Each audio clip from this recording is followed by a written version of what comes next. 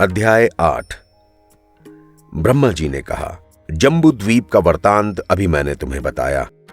इसी द्वीप के अंतर्गत 8 उपद्वीप भी हैं, जिनके नाम इस तरह हैं: स्वर्ण प्रस्थ, चंद्र, शुल्क परिवर्तन, रमणक, मंदिर हरण, जन्य, सिंघल और लंब।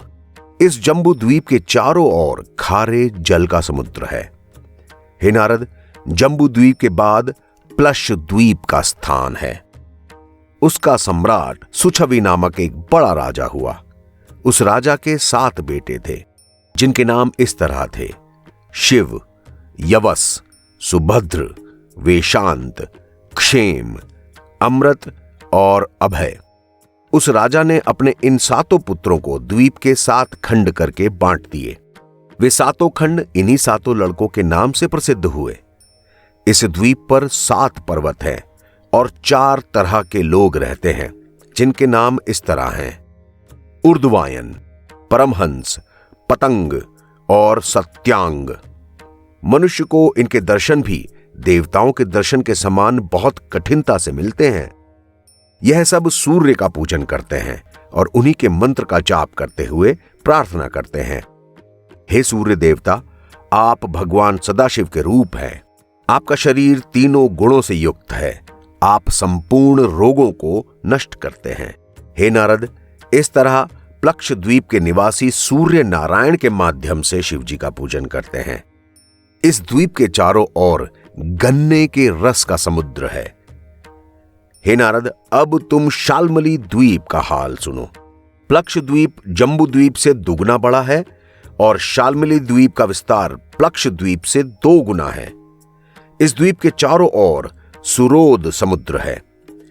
प्रियव्रत का पुत्र यज्ञबाहु इस द्वीप का सम्राट था।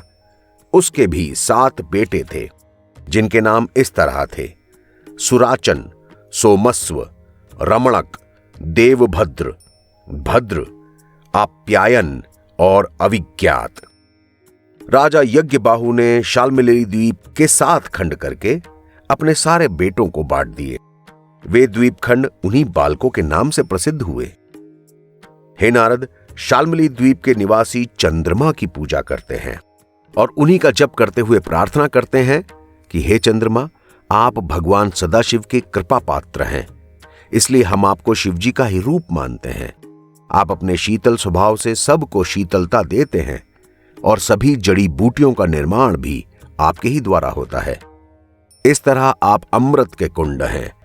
संसार का आरोग्य आपके ही ऊपर है। आप हमारे ऊपर कृपा बनाए रखें। हे नारद, शाल्मली द्वीप के उपरांत कुश द्वीप है। उस द्वीप को घी का समुद्र चारों ओर से घेरे हुए है। राजा प्रियव्रत का पुत्र हिरण्य उस द्वीप का सम्राट हुआ। हिरण्य के 7 बेटे हुए, जिनके नाम इस तरह हैं: वसुदान, दृढ़रुचि, नामगुप्त, सत्यव्रत, विवक्ति, वामदेव। इस द्वीप में भी 7 पर्वत हैं और 7 नदियां हैं। राजा हिरण्य ने इस द्वीप को 7 खंडों में विभाजित किया और अपने बेटों को दे दिया। ठीक उसी तरह ये खंड भी राजपुत्रों के नाम पर प्रसिद्ध हुए। हे नारद, कुश द्वीप के निवासी अग्नि को शिवजी का रूप मानकर पूजा करते हैं। 5वां क्रौंच द्वीप कुश द्वीप से विस्तार में दुगना है। उसके चारों ओर दूध का समुद्र है। वहां क्रौंच नामक एक पर्वत है, जिस पर स्कंद जी विराजमान है। उस द्वीप का राजा प्रियव्रत का पुत्र धृतपृष्ठ हुआ।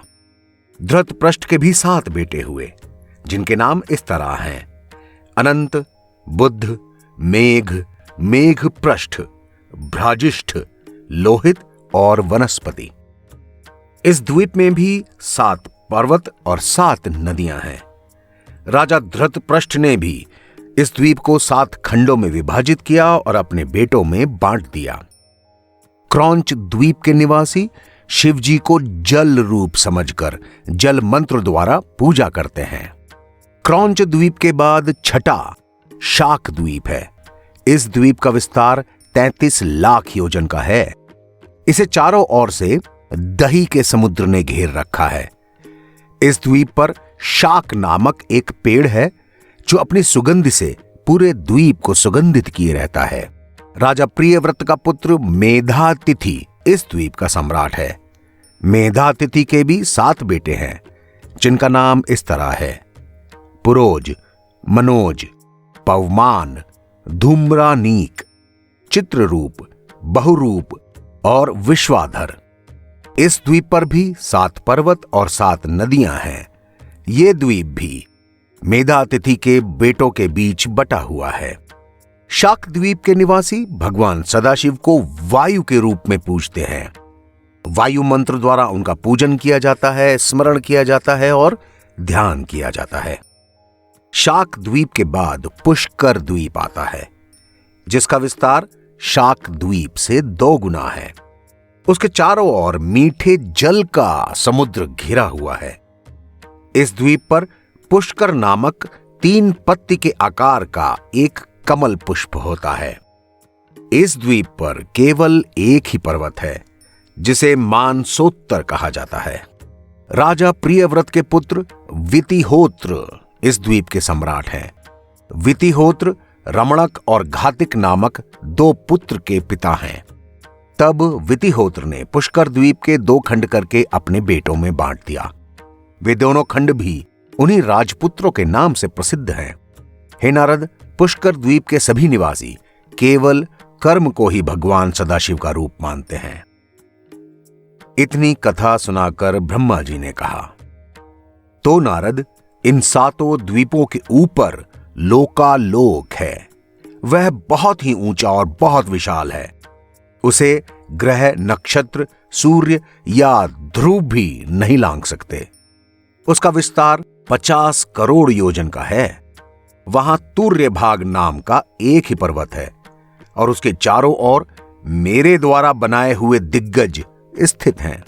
उनके नाम इस तरह हैं: अपराजित, वामन, गतपर्व, पुष्कर, शंखचूड़ और ऋषभ। उस स्थान पर भगवान विष्णु भी अपने भक्तों समेत निवास करते हुए पूरे संसार का पालन करते हैं। लोकालोक के आगे योगी जनों के अलावा अन्य कोई व्यक्ति नहीं पहुंच सकता। मनुष्यों की दृष्टि में वह स्थान दिखाई भी नहीं देता, इसलिए उनका वहां पहुंचना असंभव है। तो हे नारद, भूलोक का वर्णन मैंने तुमसे इस तरह किया।